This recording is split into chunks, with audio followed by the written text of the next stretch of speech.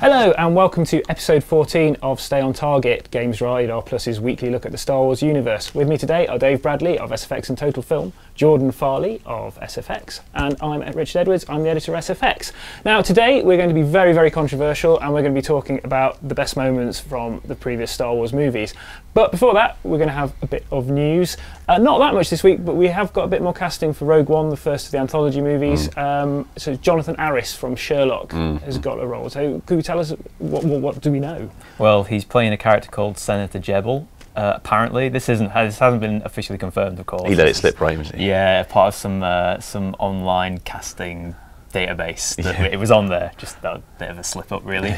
So we have no idea who he is, but you can kind of guess he's a senior figure, probably. Presumably part of the Jebel Alliance. Yeah, exactly. Yeah.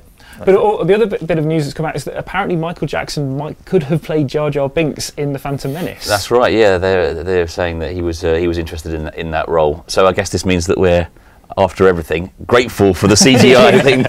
This has made us reevaluate Jar Jar. Exactly. We dodged a bullet. Are there any? Hopefully, there's some test footage out there. I mean, that would be amazing. Well, he wanted to play him with prosthetics, didn't he? Like he wanted to do the thriller thing of makeup and yeah. Whereas George wanted to go CGI. That was the only thing that saved us from Michael Jackson starring Episode 1. Now, we're going to talk about the best moments now in the Star Wars movies, which is, of course, really difficult. I think it's fairly safe to say that Jar Jar Binks isn't really involved in any of those. What? Oh, sorry. Outrage. Spoilers. But we're going to go through these in no particular order. We've got 12, and this is going to be a two-parter. So next week we'll do the second 6. We'll do the first 6 now.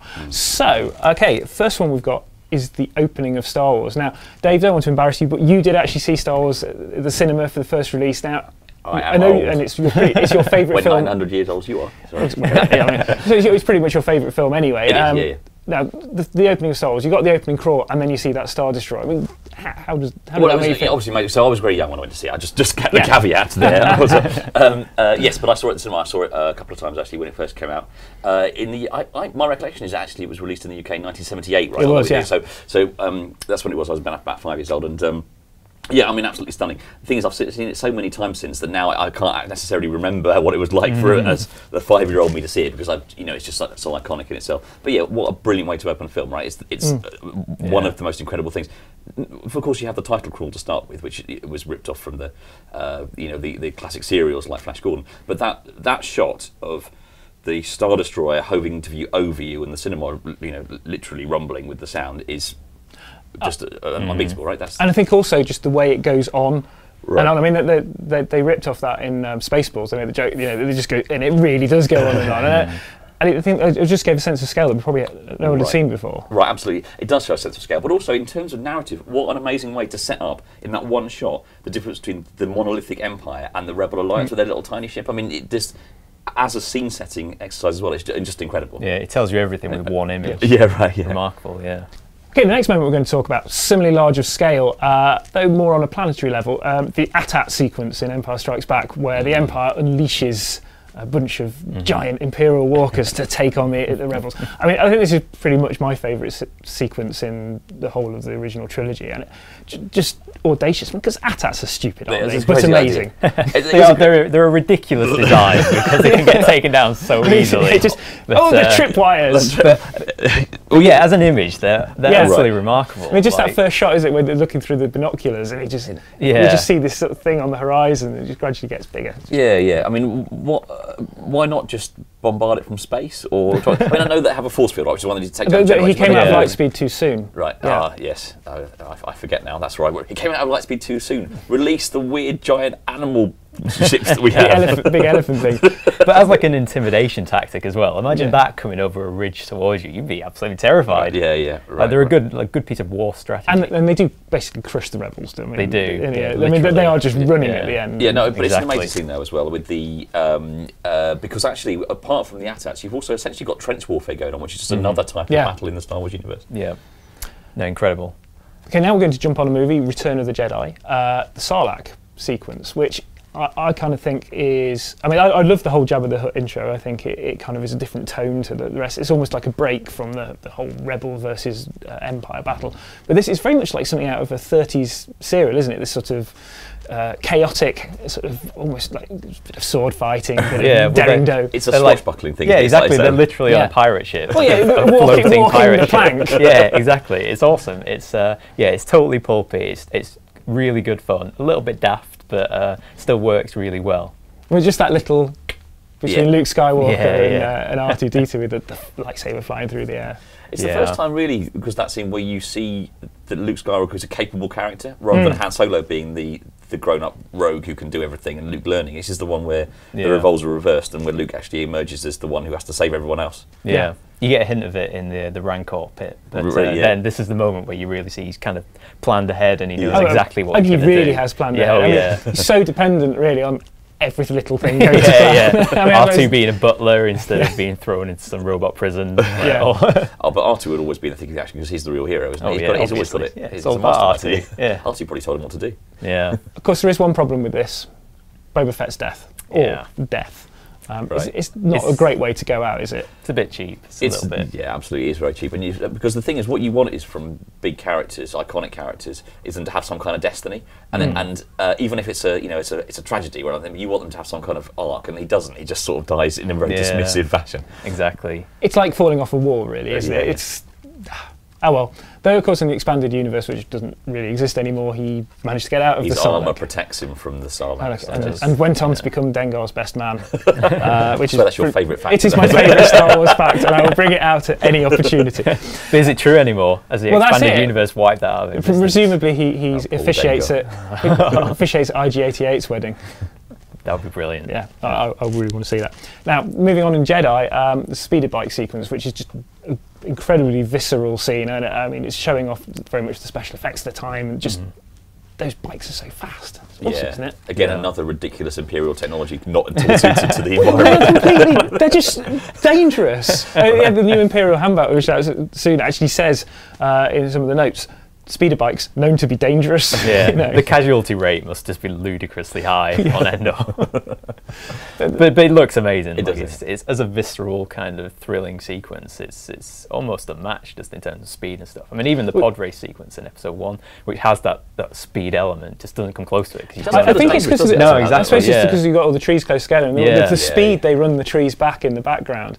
George Lucas was a bit of a speed freak. He loved racing cars, and I mean that was a big thing in American Graffiti. So I guess this was another way of him to sort of live out that fantasy. Yeah, I guess so. And it is it's a very exciting car chase type scene. Although the thing that always bothers me about it is I find Luke's character in that scene really annoying and patronising. He's sort of backseat driver for Leia and all that. It's I don't. Well, they both are, right? Yeah. Han and Luke are both very patronising to Leia. Yeah. That film. Now we're going to now move on to probably the most talked about few seconds of the entire original Star Wars trilogy: Han shooting Greedo and who shoots first, and all that controversy. Now, I suppose we're going to be talking about the original version. Now, I've watched it back many times, and I actually think there's not much difference between when they shoot. I think they're pretty much on top of each other. It's a controversial thing to say, but there is some ambiguity actually, isn't there? But we all like to assume that Han's... Well, yeah, exactly. I mean, the big controversy about it is if he doesn't shoot first, then that just makes him a reactionary character, and it doesn't make him the kind of take-chance rogue that he might have been if he shoots him anyway. I mean, as an establishing moment, it says Han it's so Solo, important. This is what I'm prepared to do. I know that you're going to kill me, so I'm going to kill you first. Yeah, I mean, like, you can understand why people have kicked off about it so much, because it is much more it's much more complicated than just one person shooting before another. Like, he says so much about his character. Also, the change does make Greedo the worst bounty hunter ever. I mean, the fact is he's closer than we are now, and he misses. And in the original, when they did the special edition, he misses by meters. I find the special effect quite clumsy as well. It's the way it goes off and hits the wall, and that and really then unconvincing way. And then there was the Blu-ray release where they kind of move Han's head a bit, and it just looks like a really weird effect. Very strange. But the original sequence, classic. I mean, we always choose to believe that Han was not reactionary. No way. Han would totally shoot someone first, even if he doesn't in that moment. We know he would. He'd definitely shoot Greedo first. Come on.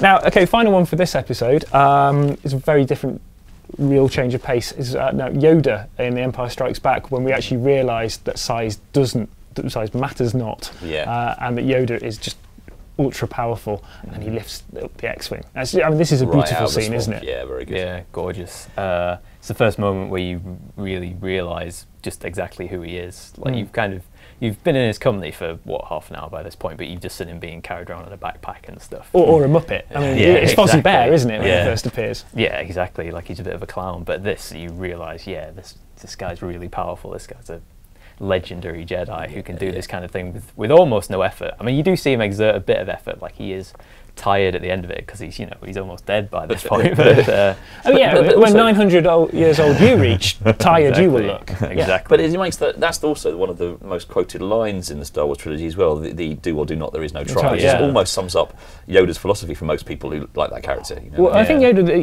he's actually very sort of gentle, and the wisdom doesn't feel contrived. I think when they tried to do it in the prequels, every bit of dialogue felt a little bit like you're trying too hard to write Yoda, but he's quite sparingly used in The Empire Strikes Back. You know, what he says makes sense. Right.